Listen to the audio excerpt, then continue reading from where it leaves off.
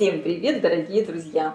Сегодня хочу поделиться с вами еще одним рецептом хлеба на закваске. Все, кто готовил хлеб на закваске, больше не хотят готовить хлеб на дрожжах. Это очень вкусно. У меня есть простой рецепт, как сделать закваску без весов, без каких-либо измерений. Все настолько быстро и просто, и получится у всех.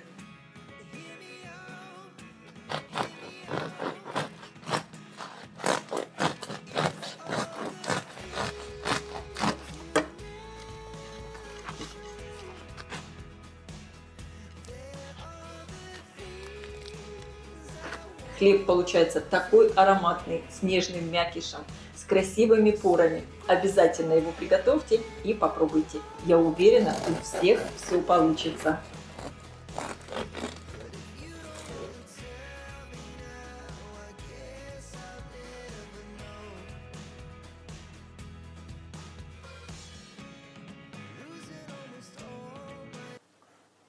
Итак, сейчас я приготовлю опару для теста. Опару на закваске.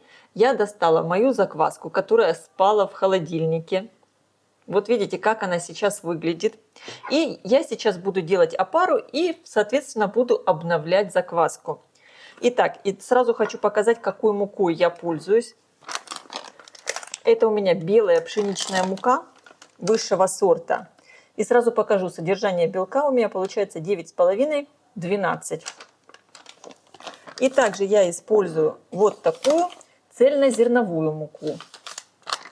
Ну и, конечно, понадобится немного воды.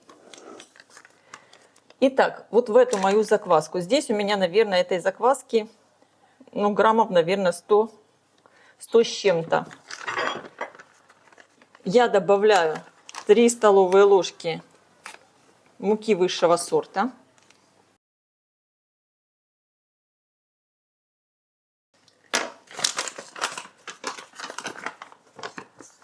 И добавляю 1 столовую ложку цельнозерновой муки. И теперь я добавляю воду. Воду я также добавляю на глаз. И хорошо перемешиваю. По консистенции закваска должна получиться как густая сметана.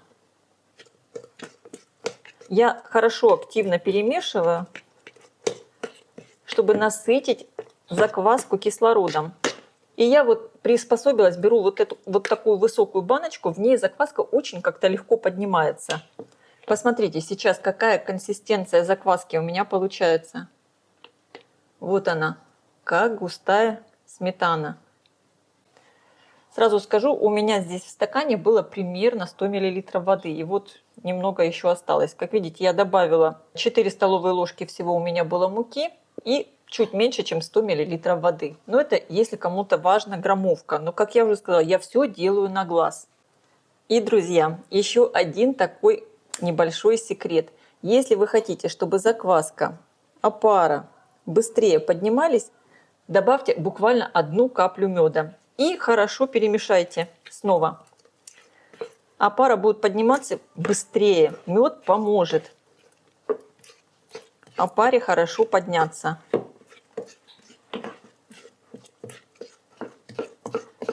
Все. Оставляю постоять часа на 4. Вообще, конечно, в зависимости от того, насколько активная закваска, она может подниматься и быстрее, и медленнее. И также зависит все от температуры в помещении. Чем теплее температура в помещении, тем быстрее поднимается закваска. Итак, я просто вот таким образом прикрываю крышку, плотно ничего не закрываю. Вот так прикрываю и оставляю на 3-4 часа. Уже подошедшая опара. Видите, она сейчас на пике активности. Она очень приятно пахнет, замечательно. Очень важно ориентироваться по запаху. Закваска должна приятно пахнуть. Итак, я сейчас покажу рецепт хлеба, который я делаю фактически через день дома. Это у меня мой простой самый рецепт хлеба. И параллельно я буду отвечать на некоторые вопросы, которые возникли у вас в процессе приготовления закваски, выращивания закваски и в процессе приготовления хлеба. Итак, я в миску вливаю воду. Это просто чистая вода, фильтрованная. Сразу скажу, один из вопросов был про воду. Вода должна быть холодная. И теперь я беру мою опару. Видите, она у меня сейчас на пике активности. Здесь внутри вот такие замечательные пузырьки. Она так здорово поднялась. Посмотрите. Вот такая. Она просто великолепная. И миску с водой я ставлю на весы. Добавляю 100 граммов опары. Когда опара плывет, не тонет. Это показатель того, что она очень активна. У меня получилось чуть больше, чем 100 граммов, 110, ничего страшного. Немного перемешиваю. Сразу я сюда всыпаю сахар и соль. Количество всех ингредиентов я оставлю под видео в описании. Добавляю цельнозерновую муку 100 граммов и просеиваю обычную белую пшеничную муку высшего сорта. Но сюда, конечно, подходит очень хорошо мука первого сорта. Не обязательно использовать высший сорт. Также в мое тесто сегодня я добавляю семена льна. Ну, можно сказать, такие 2 столовые ложки. И хорошо перемешиваю. Вся мука должна смочиться водой. Сейчас ложку я убираю и домешу руками. Посмотрите, вот такое сейчас липкое тесто получается. Я его вымешу буквально в течение 3-4 минут. Просто в миске. Вот такими движениями. Я делаю хлеб очень просто. Я не заморачиваюсь с ним вообще ни капельки. То есть вот так вот все вымешала немного и оставлю тесто подходить. Вот и все. Сейчас вот так вот все немножечко собираю. Сверху миску я закрываю пленкой. Я приловчилась и использую вот такую шапочку для душа. Ну, конечно, новую. Это очень удобно. Накрываю сверху полотенцем и оставляю тесто, чтобы оно подходило, чтобы оно бродило часа 1,5-2. И теперь покажу, что я делаю с оставшейся опарой. Здесь у меня осталось немного опары. Я добавляю сюда буквально 1 столовую ложку муки. Добавляю немного воды, совсем чуть-чуть. Я ничего не взвешиваю, не измеряю, просто перемешиваю и смотрю на глаз, какая получается консистенция. Консистенция должна быть густой такой сметаной. Я ее хорошо перемешиваю и оставляю. Посмотрите, вот она такая по густоте получается. Вот я буквально 1 ложечку подкормила закваску сейчас, после того, как я ее использовала, и отправлю в холодильник. В холодильнике закваска без подкормки может стоять 3-4 дня. Потом обязательно ее надо все-таки подкормить или испеките с ней хлеб. Это лучше всего. И хотела еще уточнить по поводу воды, которую добавляете в закваску. Обязательно используйте воду просто из-под крана. Она не должна быть фильтрованная. Вода должна быть холодная. Тогда закваска получится. У меня прошло 2 часа. Посмотрите, как тесто хорошо поднялось. Сейчас руки я смачиваю в воде и тесто вытягиваю вот таким образом с 4 сторон. И таким образом я буду вытягивать тесто 4 раза с интервалом 30 минут. Какое оно замечательное. Выглядит великолепно. Закрываю и оставляю на 30 минут. Второй раз вытягиваю тесто.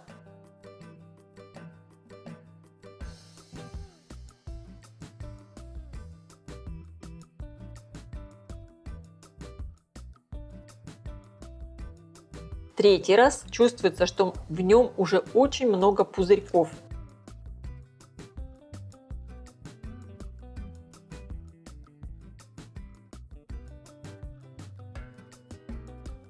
Вытягиваю тесто последний, 4-й раз. Оно просто великолепное. Кстати, чем более жидкое тесто получается, тем чаще можно вытягивать тесто. Каждые 20 минут, не 30. Оставлю еще на 20-30 минут и буду уже формовать хлеб.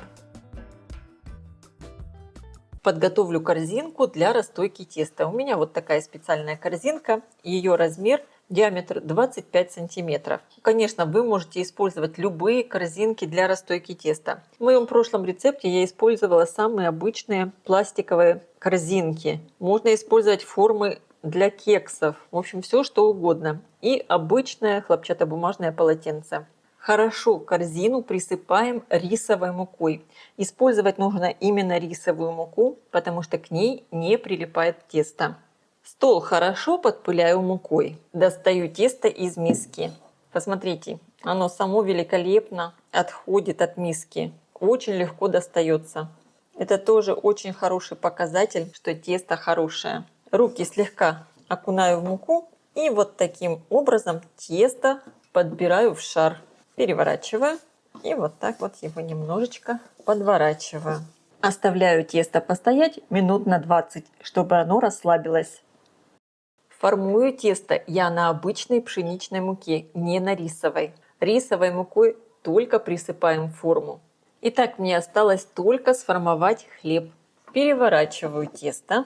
Вот таким образом его очень легко растягиваю пальцами и складываю. Один раз, второй раз. Посмотрите, какие пузыри. И вот таким образом скручиваю рулетик. Защипываю края. Вот это все внутрь. И защипываю. Перекладываю форму швом вверх. Теперь в форме можно все подправить.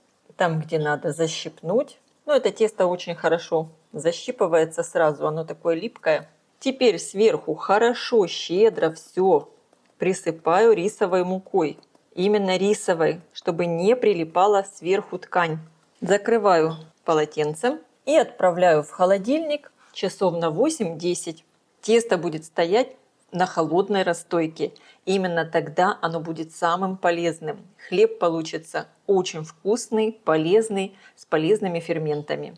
Выпекать мой хлеб я буду вот в такой керамической форме. Эту форму надо сейчас отправить вместе с крышкой в духовку. Я включаю духовку на максимальную температуру. Хорошо разогреваю, чтобы полностью посуда была горячая. Кстати, очень удобно выпекать хлеб в гусятнице. Если у вас есть гусятница чугунная, разогревайте гусятницу и в ней выпекайте хлеб. Он будет еще лучше, потому что чугун, он хорошо сохраняет тепло. Когда духовка уже хорошо разогрелась, я достаю хлеб из холодильника. Посмотрите, как подошло тесто, заполнило фактически всю корзинку. Тесто сверху слегка присыпаю рисовой мукой, разглаживаю ее.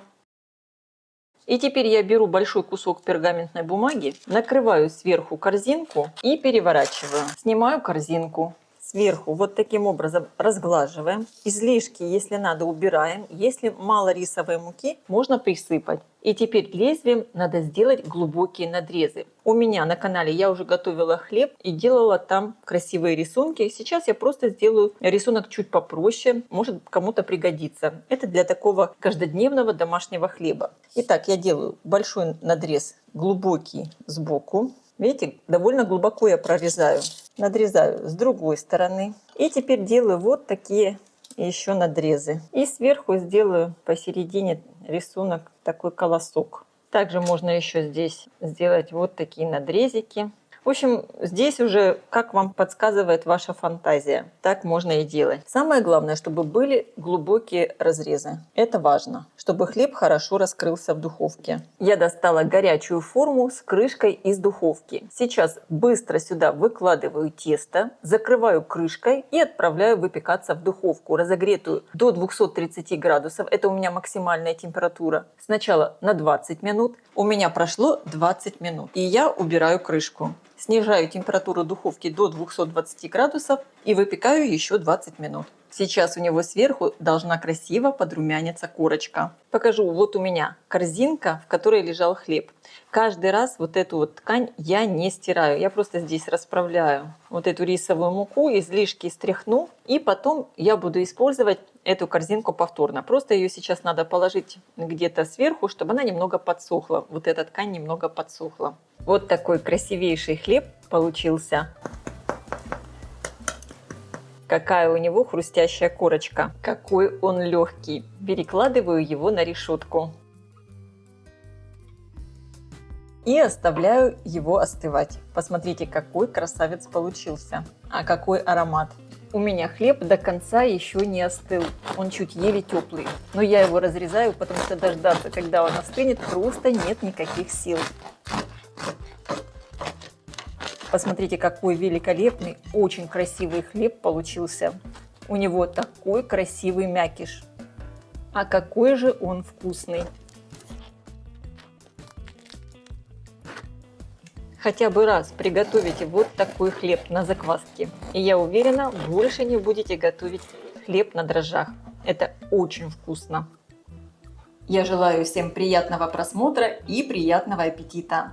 Ставьте лайки, если видео вам понравилось. Пишите комментарии. Делитесь им с вашими друзьями в социальных сетях.